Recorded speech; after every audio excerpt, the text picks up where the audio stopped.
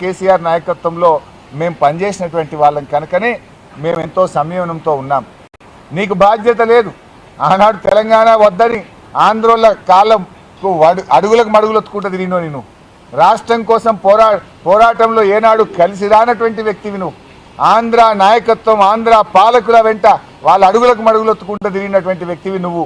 మేమేమో పోరాడి తెలంగాణ సాధించినటువంటి వాళ్ళం. నువ్వు ఇలా ఆంధ్ర నాయకుల గురించో ఆంధ్ర ప్రజల గురించి కూడా ఏదో ప్రేమ ఒలకబోస్తున్నాడు ఈయన. అదంతా కపట ప్రేమ. ఎందుకు ఈ మాట అంటున్నా అంటే గతంలో చిన్నజీయర్ స్వామి గారిని పట్టుకొని ఆయనను కూడా ఆంధ్ర స్వామి అని మాట్లాడినటువంటి నీచుడు రేవంత్ రెడ్డి గారు. ఒక కాంట్రాక్టర్ మన అద్భుతమైన దేవాలయం యాదాద్రి దేవాలయాన్ని ఆనంద్ సాయి గారు నిర్మిస్తే ఆయన ఆంధ్రోడు అని చెప్పి మాట్లాడినటువంటి వ్యక్తి రేవంత్ రెడ్డి గారు. అదే కేసీఆర్ ఏమో హైదరాబాద్లో బతుకుతున్న ప్రజలందరూ నా కంటి రెప్పల్లాగా కాపాడుకుంటా అన్నారు. తెలంగాణ రాష్ట్రం ఏర్పడిన తర్వాత ప్రజలందరినీ కూడా కలుపుకొని పోయిన గొప్ప వ్యక్తిత్వం. ఆంధ్ర తెలంగాణను ఈ దేశం అనకుండా ఎక్కడెక్కడి నుంచో వివిధ రాష్ట్రాల నుంచి ఇక్కడ కార్మికులు కూడా పనిచేస్తే కరోనా వస్తే వాళ్లకు పండ్లు ఇచ్చి రైళ్లు పెట్టి భోజనం పెట్టి వాళ్ళని జాగ్రత్తగా వారి రాష్ట్రాలకు పంపినటువంటి మానవత్వం ఉన్న వ్యక్తి కేసీఆర్. అనవసరంగా ఎందుకంటే నువ్వు డిఫెన్స్లో ఉన్నప్పుడల్లా కొత్త డ్రామా పెడతా ఉంటావు. ఇట్లాంటి డ్రామాలు కట్టిపెట్టు. కేసీఆర్ ఏందో కేసీఆర్ ఈ రాష్ట్ర భవిష్యత్తు కోసం అన్ని వర్గాల ప్రజల్ని ఏ రకంగా కలుపుకపోయినరో కూడా ఈ రాష్ట్ర ప్రజలకు కేసీఆర్ 10 ఏళ్ల పాలనలో చూశారు. స్పీకర్ గారు మొన్న పిఏసీ చైర్మన్ విషయంలో రాజ్యాంగ ఉల్లంఘన జరిగింది.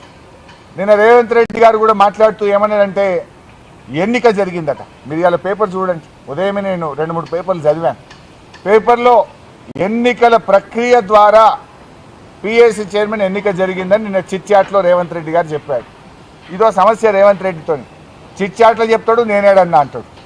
నేను అన్నే లేదంటే ఎందుకంటే దాని ప్రూఫ్ ఉండదు కదా, వీడియో ఉండదు. ఇప్పుడు గతంలో ఢిల్లీలో చిట్చాట్ చేసిండు. ఏమన్నాడు? అదానికి ఓల్డ్ సిటీ అప్పచెప్తా అన్నాడు. ఏం సంగతే నువ్వు ఎట్లా అప్పచెప్తావు అదానికి ఓల్డ్ సిటీ అని మేము అడిగితే అసెంబ్లీలో ఏమన్నాడు? నేనేడే చెప్పిన పేపర్ వాళ్ళు తప్పు రాసిరు అన్నాడు. ఇది కూడా నిన్న ఢిల్లీలోనే చెప్పిండు చిట్చాట్లో. ఏమని? పిఏసీ చైర్మన్ ఎన్నిక ఎలక్షన్ ద్వారా జరిగింది అన్నాడు. జరిగిందా ఎలక్షన్? ఎలక్షన్ కాదు, సెలక్షన్ ద్వారా జరిగింది. ఎలక్షన్ ఎక్కడ జరిగింది? నేను అడుగుతా ఉన్నా. ఒకవేళ నామినేషన్లు ఎక్కువ సంఖ్యలో వస్తే ఒక నామినేషన్ను తిరస్కరించాలంటే రాజ్యాంగం ప్రకారంగా ఎన్నిక జరగాలి. అసెంబ్లీలో ఎన్నిక పెట్టి సింగిల్ ఓట్ మెజార్టీ ద్వారా ఎలిమినేట్ చేయాలి కదా. ఎన్నిక జరిగిందే బులెటిన్ ఇచ్చింది. It is not election, it is the selection of Revanth Reddy. ఎందుకంటే ఎలక్షన్ జరిగితే స్పీకర్ గారు శాసనసభ విలువాలి కదా. శాసనసభలో నేను వేసిన నామినేషన్ను తిరస్కరించాలంటే అది స్పీకర్ గారు కాదు, సభ నిర్ణయించాలి. ఎలక్షన్ ప్రక్రియ ద్వారా నిర్ణయించాలి తప్ప ఒక వ్యక్తులు నిర్ణయించడం కాదు. అంటే నోరిప్పితే అబద్ధాలే. ఏ పూటకి ఆ పూట మాట్లాడు, ఏ రోడ్డు కాడ ఆ పాట పాడు రేవంత్ రెడ్డికి అలవాటైపోయింది. దాడి చేయించింది ఆయన్నే. ఇవాళ లేలే హైదరాబాద్ బ్రాండ్ ఇమేజ్ దెబ్బతినద్దు, ఎంతటి వారైనా లా అండ్ ఆర్డర్ కాపాడాలంటే ఇదేదో దయ్యాలు వేదాలు వల్లించినట్లేదు. దాడి చేయించిందే నువ్వైతివి. దాడి చేస్తే నేను ఊరుకోనని మాట్లాడేది నువ్వేనైతివి. నవ్వుకోరా, ప్రజలు చూస్తలేరా? 8 పోలీస్ స్టేషన్లు దాటి గాంధీ గారు కౌశిక్ రెడ్డి ఇంటి మీద దాడి చేస్తాడంటే తెలంగాణ పోలీసులకు సామర్థ్యం లేదా? ఉన్నది. పాపం వాళ్ళ కాలు చేతులు కట్టేసినావు. నువ్వే దగ్గరుండి ఎస్కాట్ ఇప్పించి దాడి చేపిస్తావు. వాళ్ళు ఏం చేస్తారు పాపం? తెలంగాణ పోలీసులు అద్భుతమైన పోలీసులు, వాళ్ళని కూడా నేను తప్పు పట్టడం లేదు. అందుకే నేను డీజీపీ గారిని కోరింది కూడా.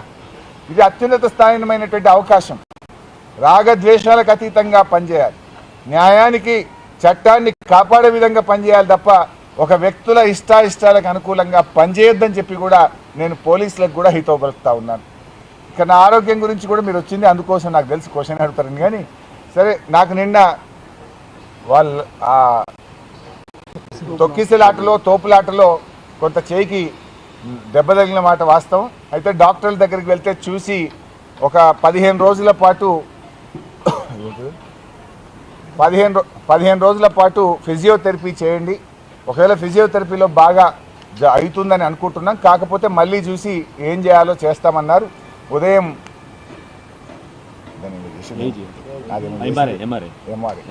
ఎంఆర్ఐ ద్వారా పరీక్ష చేసి ఎంఆర్ఐ రిపోర్ట్స్ చూసిన తర్వాత ఫిజియోథెరపీని సజెస్ట్ చేయడం జరిగింది. ఈరోజు రాష్ట్ర వ్యాప్తంగా జరిగిన అరెస్టులను తీవ్రంగా బీఆర్ఎస్ పార్టీ ఖండిస్తూ ఉంది.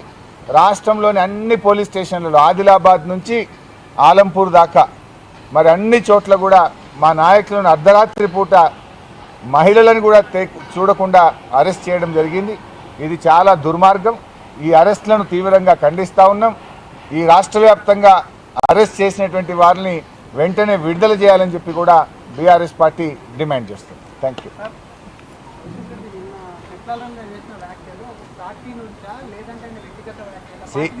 సి బైసాబ్, కౌశిక్ రెడ్డి మీద ఆయన ఏం మాట్లాడిండు గాంధీ గారు, నువ్వు ఎక్కడి నుంచో కరీంనగర్ నుంచి వచ్చి హైదరాబాద్ మీద నీ పెత్తనం ఏంది అని కౌశిక్ రెడ్డిని గాంధీ గారు